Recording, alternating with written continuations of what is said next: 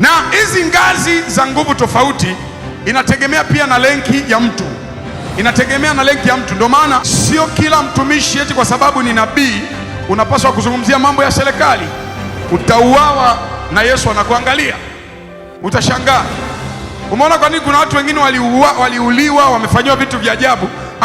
Sio kwamba wakuonyeshwa, pengine ni kweli walionyeshwa. Sio kila unachoonyeshwa kuhusu nchi au kuhusu rais basi ni cha kubebelea kwenda kusema hadharani. Inategemea na mamlaka yako, inategemea na pawa yako. Halo, usione wakina Gwajima wanasema kwa ujasiri nawe ukasema mimi ni mtumishi wa Mungu, Mungu atanitetea. No, kuna utofauti wa mamlaka. Yawezekana Gwajima anasema kwa ujasiri kwa sababu yeye amevuka viwango, apigani tena na wakuu wa giza, apigani tena na mamlaka, apigani tena na mapepo, yeye anapigana na ufalme. Halo, kuna watu ambao Mungu amewaamini, amewaweka kwenye ngazi fulani. Akizungumza ufalme unatikisika, akizungumza mamlaka zinatikisika, akizungumza ngome za giza zinatikisika. Kwa neno lake tu nchi inakuwa salama.